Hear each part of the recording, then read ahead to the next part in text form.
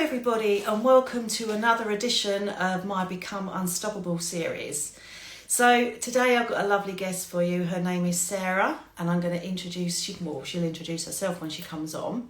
But those who don't know me, I'm Julie from Therapy and Coaching, and I love working with business owners and professionals to help them unleash their true potential so that they can become unstoppable and start using their imagination for them rather than working against them. Thank you so very much for coming. And we actually met at a networking event, didn't we, a while ago? It was only an online one, so I haven't actually met you in real life yet, have I? But I'm sure we will. And it's just about, we're both female business owners. We're both very much in the health space, helping clients to thrive in our different ways. And I do like to say this because many people say, why do you have people that do similar things to you? And the answer to that is there's so many people out there that need help, and some will resonate with me, some will resonate with you, some won't resonate with either of us, but there's someone for everyone out there, and let's get everybody back to feeling who they should be and thriving, and in my world become unstoppable, but certainly in your world to thrive. Yeah, exactly. I totally agree with that, because I always think it's better to approach networking and stuff like that in the way that, how can I help you? Because honestly, some people just won't like me, and that's really all right, and they will be much better and better served by other people, and I'm okay with that. I would rather, when I do my own discovery calls, I say to people, go out there and go and talk to somebody else, because I know that I'm good at what I do. But at least if somebody goes and has a comparison, then they're more, I suppose, dedicated to me because they've had a look out there already, or they find somebody that really suits them. So totally agree. Yeah, and that's great, because when you're starting out as a business owner, it's all about, I want to help everybody, and you almost sometimes get to that point where you will just take anybody in the beginning, don't you? Because you want to make a success of your business. But as you mature into it and into yourself and become more confident in who you are, then you can do as you just said, can't you? And go, look, I don't think it's going to work. It's more of you're sort of putting them through it's like you're interviewing them as well, isn't it? Rather than them just interviewing you. And that is really important. Yeah. We all want to get to the end of it where the people are raving about you and they're going, oh my God, this person's changed my life. That's what you need, not people that are like, it was okay. Yeah. The more that somebody is into it and committed to whatever they're doing with me, then it means that it gets to the end and they're the people that are tagging you in things that are like, Sarah helped me, Julie helped me, and then they become your cheerleaders and effectively your Yeah. And I'm very lucky, actually, and you're probably the same, because although I very much do deep dive therapy, and a lot of people would go, why would people share that? But because they get such great results, they go, I'll do a video for you, I don't mind. Or they come on here and do a longer interview on an Instagram Live. And now I do have my own YouTube channel called Therapy and Coaching, where all my videos from like these Instagram Lives, my short client videos and longer interviews are all on there. And then as and when I do them, I've got educational videos on there as well. So do take a look, Therapy and Coaching. Please subscribe and like and watch. And give me a call if I can help. But before we get too into a conversation, we're already 5 minutes in and I haven't even asked my very famous question, Sarah. So, darling, what does being unstoppable mean to you? I've really thought about this deeply because, plans coming on, and I didn't want to give you a rubbish answer. And unstoppable to me means defying the odds. So, whatever your background, whatever way that you were raised, whatever your current situation, whether it is, that you're in a terrible relationship or you've got no money, being unstoppable is not letting that affect you, having a positive mindset, a growth mindset to be able to move on and not let things hold you back. I love that. Yeah. And I don't know about you, and we'll find out your story in a moment, but I had to wait till I was in my 50s before I really become unstoppable and really unleash the power within. But I feel like I kind of missed out. If only I knew then what I know now, I think to myself, my God, what could I be doing? But I can't change the past. I can only work with what I've got, and that is how my past has defined me. But I just think anyone out there who is sitting there feeling stuck and don't know where they're going in their life, lacking in confidence, lacking in belief, want to become a business owner, is a business owner, but you just you just got these blocks. Then reach out to me, to Sarah, to anyone who resonates, as we were saying earlier, because life is really too short, isn't it? It's just, why waste your time? So do you want to tell us a little bit about your story? Why did you end up being in the coaching business? What happened to you? Let's go all the way back. And I suppose this is part of me being unstoppable. So, like, I think to myself, like, all of these little markers throughout my life, and just what you were saying, Julie, I think that we are where we are now, and through all the things that we've learned, and we're good at what we do now because we've been through all of that. You know, if I couldn't do this job 10, 15 years ago, I wouldn't be good enough. So, you know, I think we're kind of meant to be, you know, but yes, get help from people, definitely. But going way back, so I had a pretty, you know, middle class upbringing. I was expected to go to university, to go and be like smart and go and be a lawyer or something. Anyway, bad news, folks. I'm a terrible academic. Terrible. I spent more time in the pub during college and the cafe than I should have been studying, just because I know, right? My parents were deeply disappointed. But I'm not a study. Studying things that don't really interest me, you're not going to get the best out of me. It's kind of like, you know, leads to where I am today. I'm a people person. You know, I was talking to people, asking questions, you know, solving problems. I wasn't a deep academic. So yeah, after college, I went and got a job. Didn't have a great time with my parents at home. There was a lot of stuff going on, and so I moved in with my boyfriend. I think I just moved in and stayed with him because there was a place to stay. Mm-hmm. How old was you at that point then? 22. Okay. And you know, I had a rubbish job, you know, and went and stayed with the boyfriend and his family, and stayed there for far longer than I should have done. But in that time, I started to become unstoppable. So even though I was kind of probably, if I'm honest with myself now, using that because I needed to, you know, not necessarily because it was good for me, it just helped. But in that time, you felt safe at the time, didn't it? If you were having problems at home, you didn't feel safe and secure, and that's one of our basic needs, isn't it? And you know, my boyfriend's family at the time, they were lovely, lovely people. They were just the best, and I did feel safe, and I felt cared for, and all of that. And in that time,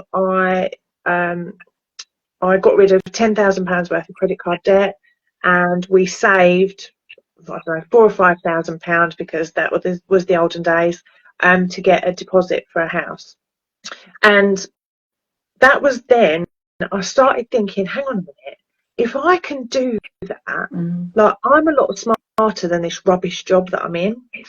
And then I just started to build my confidence, and you know, we moved in, and you know, etc., etc. In the end, we ended up getting divorced because it didn't work out, because probably it was never meant to. It sort of served a purpose, if I'm really honest with myself.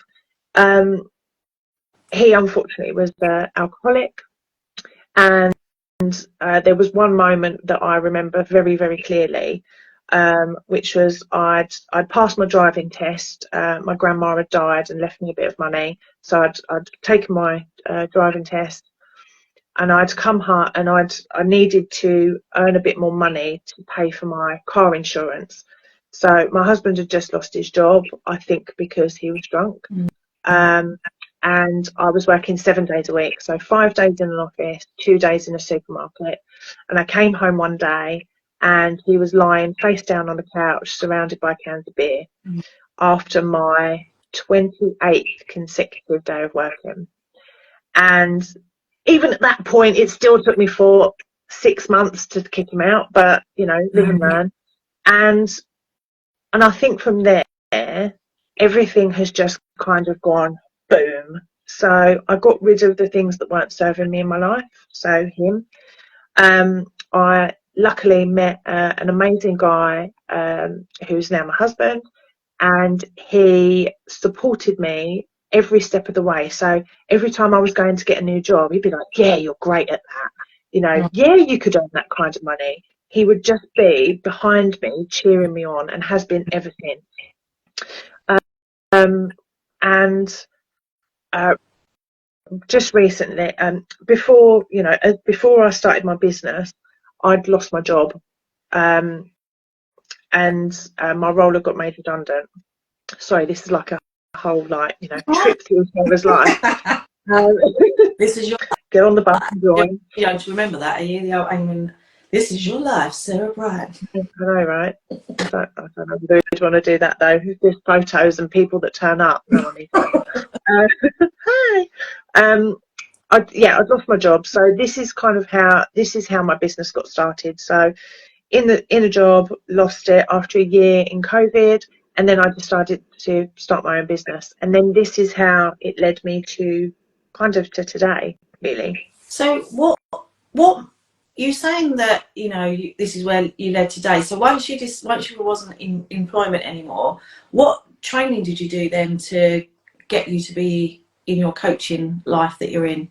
So the last 20 years of corporate business kind of prepared me for it.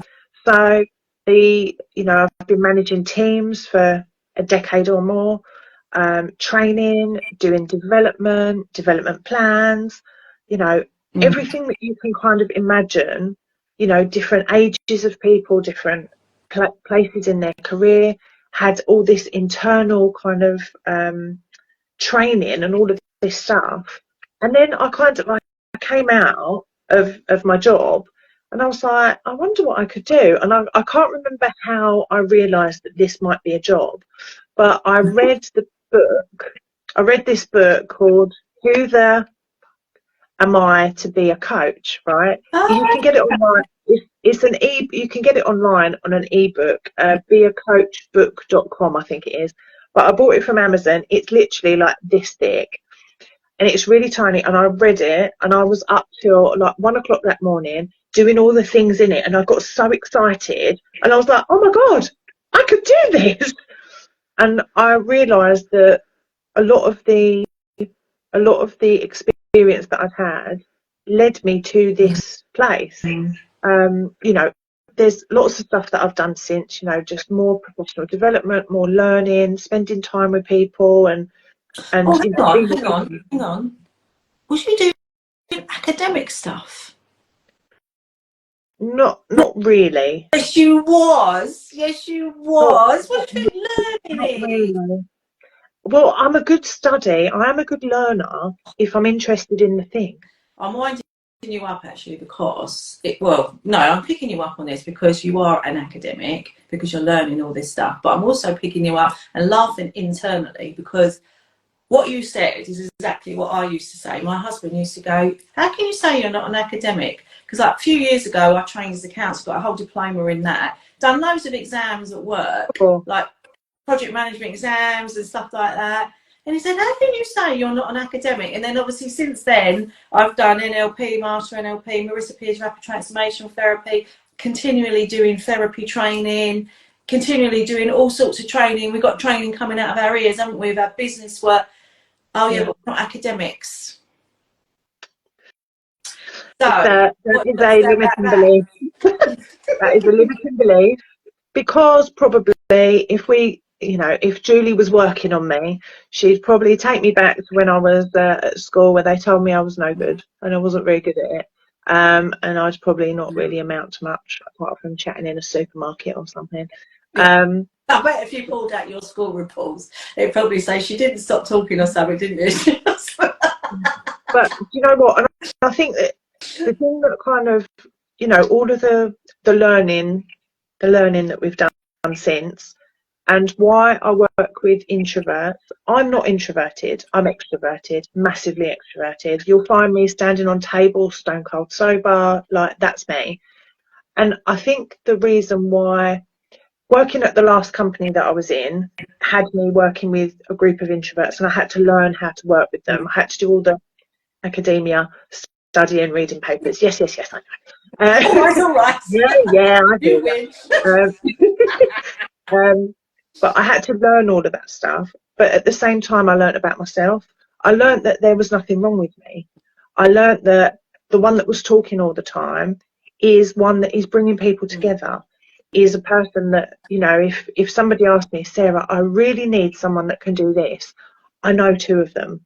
You know, my network is quite big. I think on my feet. I solve problems really quickly. But when you're in an academic setting, it's all about study. It's about writing sentences. My handwriting's not very good because I'm thinking 3 steps ahead. Yeah. You know, and all of these things where we've been told as children, as teenagers, even as adults in our jobs, that you need to be better. You need to be, you know, you need to have better handwriting. You need to draw better. You need to blah, blah, blah, blah, blah, talk to people, you know, talk to people, be better at this, that, and the other. Actually, sometimes we're just not built for that. No. So why don't I wear it? Yeah. I think the education system is quite broken anyway, isn't it? Because you're still, even nowadays, we're still trying to put square pegs in round holes, right? Because everyone's different. And I mean, I don't want to slate school. I don't know enough about it. All I know is I put kids through school. But what I know is if you wasn't in the top sets, then no one was interested in you, right? I mean, my son's like just turned 24, and when he was at school, he'd done GCSE. He was only in a comprehensive school. He was doing he'd done a GCSE in his third year. What's that? 7, 8, year 9. Then he'd done another one in 10, and then he'd done, oh my god, ridiculous amount of GCSEs. Why? Why did he need to do all of those? All it did was put pressure and pressure and pressure on him, and he couldn't study them as well as he wanted to, because there was too many of them. Why? But it was all about the stats in the school, getting more results. It's all results, results, and results. It's not really about the kids anymore. And I think this is why there's so much of like ADHD and all these other isms and stuff that are coming out. It's because actually there's more people that are square, and less people are fitting in that round hole. Yeah, I totally agree. And I've got a thing happening tomorrow on LinkedIn about social anxiety and introversion. And what I really believe is, I did a poll recently, and there was 68% of people that said that they were introverted and they suffered with social anxiety. What I actually believe is that for introverted people, we're expecting them to woo, and they're not built that way. No. So instead of them believing in themselves and thinking, oh, I'm not built that way, and us going, it's okay, you're not built that way, ask Sarah. Sarah will do it. We're expecting people to behave, the square pegs, to behave in a round way. They don't, so they're stressed out, anxious, because they feel like they don't belong. Exactly, they don't fit in. Yeah. And how can that be so many people feeling like that? Surely at some point someone has to go, look, hang on a minute, it's not them, it's the system. It's the system that doesn't work. Yeah. You know, and you know, this poll was on LinkedIn, and it was like 90 odd people. Wow. So 60, I think it was like 61 people believe that they have social anxiety. And like what you're saying about ADHD and all that, I'm not saying that they don't have social anxiety. What I'm saying is that I think that we have pushed this kind of extroverted agenda, so people feel like they don't fit. Yeah. I was having an interesting conversation with a lady who's going to come on one of my lives, actually. She was talking about how she works with her clients. Is around it's all to do with the stars and the moon and all, you know, all that way, how you're born and your imprint. And I only had a very quick conversation with her, but I was like, oh my God, really? You know, it's just another way of looking at things, isn't it? So when, like, you would work with your clients differently, the way I would work with some of it will be the same, actually. But when I work with my clients, if someone's like really suffering from lack of confidence or anxiety, let's use anxiety because everyone recognises what that is. So when I work with my clients, I do a bit of prep work with them, but we don't do an awful lot of talking because we let our subconscious mind tell us where it's come from. So I would say, right, under a deep, relaxed, hypnotic state, when was the first time that anxiety came into your life? And then we'll go through the timeline. A bit like you were saying earlier about your confidence. Most times it will go back to school. Very rarely is there not a scene at school. And it'll be something like, I was standing up in class and I stuttered, or I couldn't read properly and everyone laughed at me. Many of them go and I weed myself. And then that's it. They're never going to do anything like that again. They can't speak on stages after that. They can't be visible. They can't be on camera. They can't do anything like that because every time fear kicks in and their fight or flight kicks in, it's going and it's sucking them right back to when they were 6 years old in that classroom. And the feelings and emotions that were attached at that time, it might be, oh, you know, that horrible feeling in my stomach, heart palpitations. And that's what they're getting in adulthood because it's your body is your subconscious mind and it's remembering that time when they were 6. And every time, doesn't matter whether you're 30, 40, 50, 60, 70, 80 years of age, it's dragging you right back to when you were 6. So it's about finding that, eradicating it. And then normally it'll be, I wasn't good enough. I'm not enough. I didn't have I didn't have my needs met, so I felt unlovable, or I felt different. And I think a lot of the people now are definitely feeling different because they can't fit in. But mostly it'll go down to I'm not enough. I'm not good enough. You know. I had I'll share a quick story with you. I had a client recently who was 70 years old, right? And I mean, like, I felt a bit like under pressure, like, what can I tell this amazing woman who's got her own business and all that? Anyway, so she's 70 years old and her problem was that I want to be more visible on social media. I'm introverted and I want to be more visible, right? And so, yeah, and my question, you know, I've not done as much NLP as you have, Julie, but I did a little bit of training on it, and it's just so amazing. I do really love it. And I asked her what happened. Can you remember any time that something bad happened when you were visible? And almost instantly she had tears coming in her eyes. And she took me back to when she was a child, of course, and she was, I don't know, 6 or 7 years old. She got polio. So this is like a 60-odd-year-old memory. And it was as bright as day. And she'd got polio when she was a little girl, and she was in like leg braces, like calipers. And she remembers her dad. She's of a big sort of African family, and she remembers her dad making her walk up and down in front of all the family, showing them what. And she was upset about that. And I said to her, like, it's probably because he was so proud of you. But he would make her parade up and down, showing everyone that she could walk. And that her family called her the one with the foot. They didn't call her by her name. So she didn't have any identity, your real identity. Yeah. So that, like exactly what you're saying, Julie, you know, and I said to her, like, you know, the thing that you kind of need to think about is that little girl is trying to protect you, because when you're visible, you feel humiliated, embarrassed, blah, blah.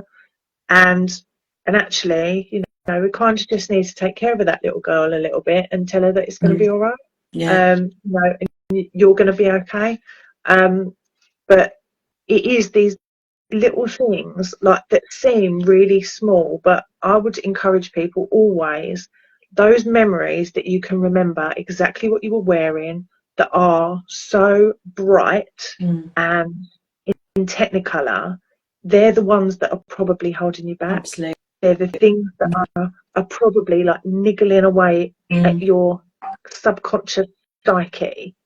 And once you realise what they are, it's really liberating.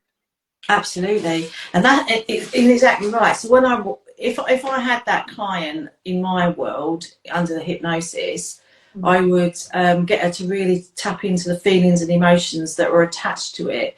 And we would then look at those and we would kind of eradicate those feelings and emotions, not the memory.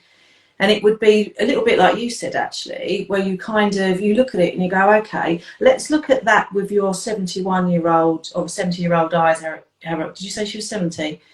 70-year-old eyes. Let's look at that through the, I don't know whether she was 6 or whatever she was.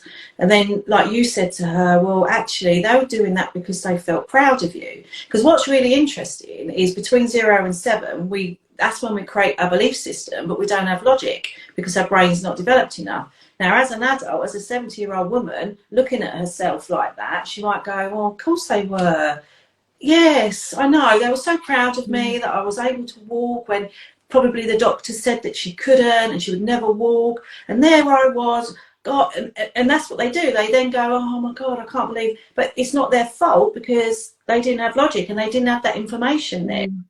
So that's part of like kind of eradicating the attachment to that feeling and emotion.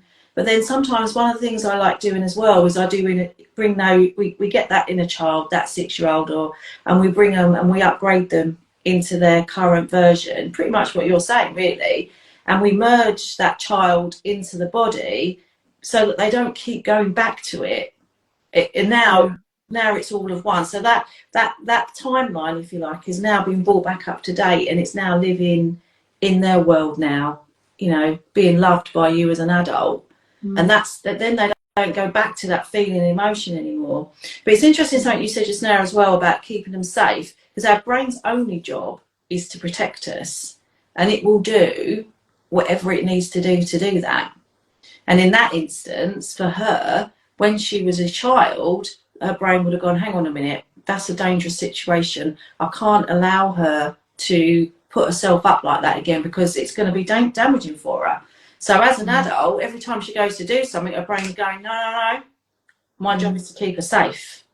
So like an example would be like when we were in our working corporate world, right? If you sat there and went, oh my God, I'm just going to die if I have to stand up in front of that group of people. It's going to be the worst thing that's ever going to happen. Oh my God, it's going to kill me. It's going to be the death of me, right? Because your brain just listens to the words you tell yourself, right?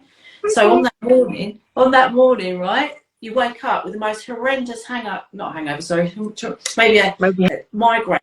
You can't, maybe you've got a hangover, fraudulent slip there, and you can't get up, so you can't go and do that presentation. So your brain's going, good, I saved you, I've done my job.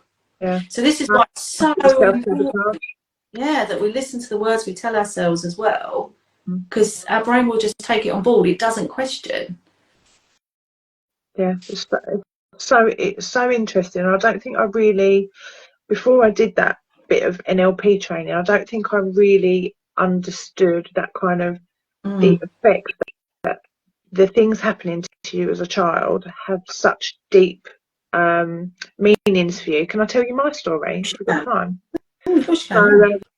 So while I was doing this NLP training, you know, they take you through the motions, and I was sat there like, probably a bit arrogant, to be fair. Oh, there's nothing wrong with me, I'm perfectly fine. Self-aware now, and so it was, go back to this time that you can really remember. So the time that I remember, the problem was that when I went to hot desk situation. So hot desks are, if you're not familiar with them, you go into an office, nobody has a desk, you just go, take your stuff, sit down. When I would go to hot desks, I would find it really stressful because, like someone would go, oh, you can't sit there, it's Susie's desk. Oh, you can't sit there, Alan really loves the window, which is actually true. And it would make me feel really, there'd be a terrible feeling going on inside, and it would start to bring like anger, and I'm not an angry person, I'm mostly totally chilled, and I would feel very weird. It would make me feel upset and embarrassed and blah, blah, blah, and all of these things. Anyway, did the NLP training. It took me all the way back to being 8 years old, where I'd moved from Leeds to London, and I had a weird accent, of course, which didn't fit in, because kids love a weird accent, don't they? And in this particular Everyone wants to class, please, obviously. right. And all of my classmates, not mates, but there was one girl in the class who was very awful human being, and she decided that it would be really good to make everybody move their chairs and tables and squish them all in one corner of the room, and there was me sat on my jacks over here on my own, and the teacher didn't do anything, they just allowed it. It was like, I felt like I'd sort of dealt with that, but I remember the classroom like I could walk into it today. And then I connected the two. So the feeling of feeling humiliated, embarrassed, not wanted, outcast, all of those things came up when I was rejected from the hot desk. Now, like exactly what you're saying about the sort of the consciousness of it, as an adult, now I understand it. And even though I do still get a burning feeling inside when this kind of thing happens, I know why I feel like that. And I'm like, okay, it's all right. It's not because you're being rejected. It's because Susie sits there all the time and she can't bear a plant pot to be moved, or whatever. It's a trigger, isn't it? That's what it is. It's triggering you right back to when you were back then. Yeah. And just connecting the two has been really liberating for me, because like after I did that, there was a hot desk situation. I don't think I'd fully dealt with it yet. And I thought, you know what? Because there was no seat and I was getting this feeling again. Right. So I sat on the floor with my laptop. Okay, I'll sit here then. I got really upset about it. Because I was still feeling this kind of residual anger and embarrassment and all of that. But I decided just to sort of front it out a little bit. And I was like, right, I'll just sit here then. And I plonked myself on the floor with my laptop. And then everyone was a bit like, you can't sit there. Where am I supposed to sit then? I'm kind of going, taking it and being more sort of aggressive about it, probably. Passive aggressive, I think that's called, isn't it? Yeah. Just instead of feeling such a victim, I thought, you know what, like, it doesn't matter. And so, kind of dealt with it slightly differently, which made me feel a bit more powerful, to be fair. That's the thing. It's about taking your power back, isn't it? Taking your personal power back. And when we learn tools and techniques to do that, it makes life so much easier. So when I work with my clients, I do the deep rooted stuff. I also do coaching with them as well, which I'm sure you do. And it's about providing them with tools and techniques that they can use in their life. And one of those things is learning how to breathe. Like I teach them 6-6 breathing. I know there's loads of different breathing techniques out there, but it's about as soon as you feel like your situation of being, when you were in that hot desking situation, you could have just gone, okay, I'm just going to breathe. I'm going to breathe this out. And then I'm going to think to myself, hang on, is it me? No, it's not me. No, it's them. They're idiots. And I'm not going to allow them to make me feel like that. And I'm going to smile and reset myself, and I'm going to go and sit on the floor just so I can make a bit of a point, not because I want to sit on the floor, just because I know it's going to make them feel uncomfortable. And that's what I feel like right now. Yeah, that's true. Yeah. The breathing thing, there's a lot to it, isn't there? Oh God, yeah. Because it changes. What sort of breathing do you teach people? So this one's called coherent breathing, and it literally is you breathe in for your nose and out for your nose for the count of 6. But sometimes when you first start doing it, it can be a bit tricky because you feel like, so you can start and do it on 4 and 4 first of all. But it's about breathing from your stomach as well. So you just go 2, 3, 4, 5, 6. Obviously you're not talking, and then out for your nose for 6, and then just in for the count of 6 through your belly, and out for the count of 6. Why does that help, Julie? It changes all your body's physiology. So it calms down the stress and reduces the cortisol levels, and it just relaxes your body. And then if you're in that heightened anxiety sort of mode, within about 3 rounds of that, your body will just calm down. And also because you're not thinking about anything else, you're thinking about your breathing and you're counting. So you're distracting yourself, so you're changing state. So it's about, oh, hang on, what was I having a panic attack about? I've forgotten now because I'm too busy breathing and counting. Yeah. Yeah. And it's quite good for if you can't sleep as well, because I suppose it's a little bit like counting sheep over the gate, isn't it? Yeah. If because your mind can't deal with too much. So if you're counting and breathing, that's way too much for you to be thinking about whatever it was that was keeping you awake.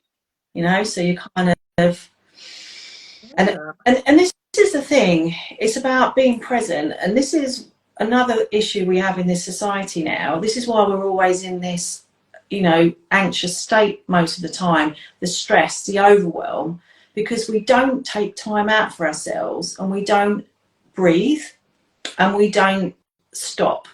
Now, I'm being very guilty of this in the past. I spent 35 years in the corporate world doing. And I've recently been doing this in my therapy training, which I have done before, but you forget all of it.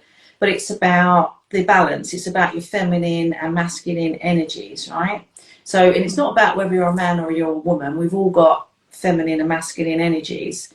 And if we're balanced, it means we've got a balance of feminine and a balance of masculine. Masculine energy can be very like doey. So when I did like a little quiz on myself, I was very masculine energy, because it was like not taking time out to stop fast thinking, and the feminine side is more of like the empathy and the intuition and, you know, calmer side. And that's why I'm saying it, we all need all of it. And this is what it's very interesting when you look at how it impacts relationships, because if you've got two people that are very, very masculine, or two very, do you know what I mean? It doesn't always work, does it? And it's about having that balance. But what's important to understand is we need to take stock of where we are, how balanced are we, and if we're out of balance, we need to do things to get ourselves back in balance.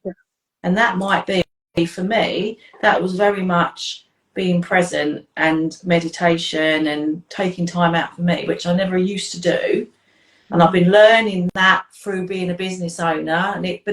If I'm totally honest with you, I've been getting better at it. I haven't mastered it, but I understand why now, whereas I didn't before. And I understand the importance of it. And I understand the importance of keeping my body as stress-free as possible, because when we're in this heightened state of alert all the time, this is when our body reacts, right? And it will manifest in either psychological conditions or physical conditions, or if you're unlucky, both. So things like skin conditions, autoimmune diseases, but an autoimmune disease can be MS, multiple sclerosis, it could be arthritis, it could be a whole number of things where your body is almost eating away at you, isn't it? It's like doing the reverse, it's working against you rather than for you. Or it can be anxiety, lack of confidence. So all of those, and it's where our body is not in balance. Yeah, and I think you're right. And it's almost like these things are like warning signs, aren't they? You know, like these, you know, the perpetual cold that you can't get rid of, the migraines, the this, that, and the other. It is like the universe or your body, or whichever way you want to look at it, is kind of giving you a bit of a nudge. And if you're not listening, things get worse and worse and worse. Because we were absolutely spot on. And we were talking earlier about the example of, oh, it's going to kill me if I go and do that presentation. So in the same way, if you're working too much or too hard, and like you say, you get a cold or something and you just carry on working, you go, because remember, it's your brain trying to keep you safe. Well, that didn't work, did it? Okay, what can I give her this time? I'll tell you what, I'll give her a really bad foot and she can't walk, and that way it will slow her down. And then you carry on pushing through that. Oh, that didn't work either. I tell you what, I'm going to have to bedbound her then, because she's not listening. And then it gets worse and worse and worse until you get to a point when you've got a really serious condition, potentially cancer, potentially anything like that, because you're not listening to your body and you're continually doing things that are not good for you. and it's breaking. Yeah, I totally believe in that. I really do, because just like when you see, like throughout, like my husband got leukemia in February, and he was working all the hours God sent. You know, we were in a bit of, he was in a bit of debt, and he was just working, and just, you know, ridiculous shifts backwards, forwards, you know, all of this stuff. And it was that the universe gave him a right kick up the bum. I was like, yeah, no more now. And, you know, he's okay, he's back to work, and, you know, and all the rest of it. But I just kind of, I said to him, you know, you were feeling unwell and you weren't listening, you know. And yeah, so I surrounded him with crystals and like got all woo on him. And you know, who knows? I know. We know that he's getting better. So that's good. And because he, like you say, it was a big warning to him. And you know, don't get me wrong, I'm not going out there trying to scaremonger everybody, but we need to understand, if we do not look after ourselves, then we are going to pay a price for that. You can't continually eat crap food and not get sick. You can't continually not exercise. You can't continually not stopping and being and feeling, because it will catch up with you. I promise you, it will catch up with you, whether you like it or not. You can agree or disagree. You can, you know, whatever. It doesn't matter. But people don't always want to believe that, because they want to go to the doctors and get a label and get a diagnosis. But actually, you need to be, what they don't always do, and I'm not knocking doctors at all, but the science doesn't always meet the woo-woo, does it? And I think nowadays, the woo-woo side of it is coming a little bit closer, because they can scientifically prove some of this now. And then they go, oh, really? Oh, okay, I believe it now. You know, so when we go to the doctors, we always should be looking at, what are we doing in our lives right now? Are we looking after ourselves? Are we in a continued stress state? Are we eating properly? Are we exercising? Are we taking time out for ourselves? And if the answer is no to all of those, then you need to take stock, and you need to have a look at yourself and go, right, what could I do differently to look after myself? And I think it goes back to what your purpose is, because I think sometimes people feel like they're on a hamster wheel and they're just existing. Yeah. That I'm just getting up in the, like, what's the point of my life? What, Yeah. I may as well just have nothing. Yeah, I may as well just have more crap to eat, or another bottle of wine, or because what's the point? I'm just doing the same. And I think my life changed when I had my daughter, because it was like a whole new purpose. Because, oh my God, I've got somebody to get up for every day. And you know, during that COVID time, that was really like awful. I mean, I think she probably saved my life, to be fair. Just like my sanity, and like, you know, because I had a purpose, I had to get up every morning. I had to, you know, do these things. And as she's got older, you know, she's still obviously needs me, and she's still my purpose. But I've found another purpose. So, you know, that I want to live till at least I'm 85. I've got a purpose. And if I want to live that long, I need to do these certain things in my life. If I want to help people, you know, not suffer because they're introverted, I need to go, and I need to go on stages, and I need to talk to people. I need to come on here with you, Julie. Like, this is my purpose. And I think with people is that if you don't have a purpose, that can feel very scary. And that it does feel like, what's the point? I'm just existing. Yeah, absolutely. And I know it's not easy for everybody to be able to invest in themselves.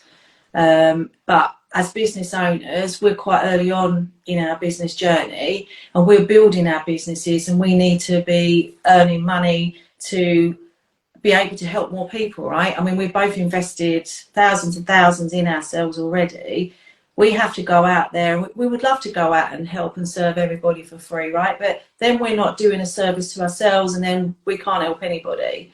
But once we build our business up, then we can have that element of going out and doing the charity side of things, can't we? Because we've got a sustainable business ourselves where we're helping lots of people.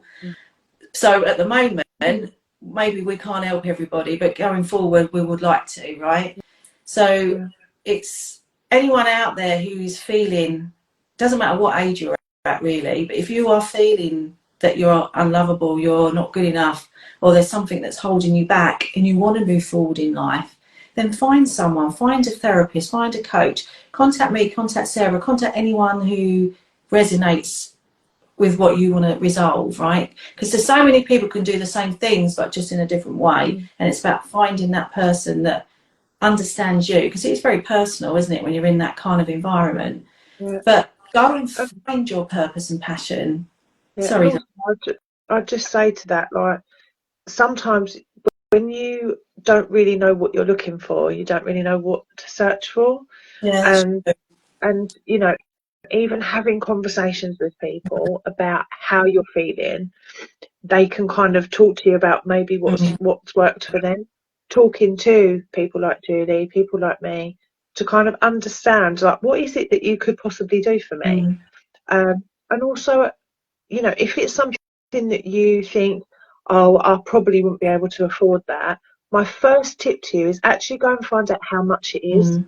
One of the things that I use a vision board, and I put things on my vision board. I've got Invisalign braces, right? So my last vision board, I'd put that on there. And as I put that on there, I thought, but I don't know how unrealistic that is, because I actually don't even know how much it is. And it was almost like the first bit of, that's what I really wanted. That's one of the things that I'm aspiring to get, to do for myself. But I actually don't know how out of reach it is. And then, you know, my next job, the next weekend, I went and found out, and it, you know, it wasn't as prohibitive as I thought it was going to be. You know what I mean? There was payment plans and things like that. Yeah, exactly. And it was like, there was this lovely, like, interest-free option, and I was like, oh, yeah, I could, like, it's not one of those, like, lofty goals. It was totally achievable. And, you know, if you don't know how to do it, how much, go and find out, because sometimes it's never as prohibitive as you think it's going to be. And also, a few things I would say about that. If you want the result, then you've got to invest to get that result.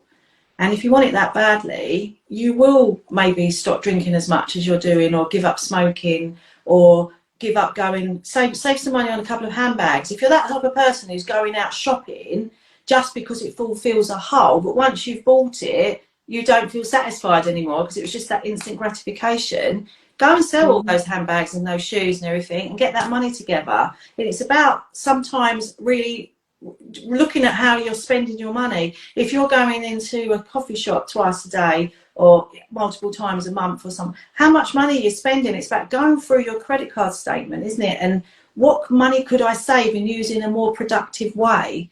And don't get me wrong, I know there are some people who absolutely can't do that, and I get that. But many of you can. Money is out there.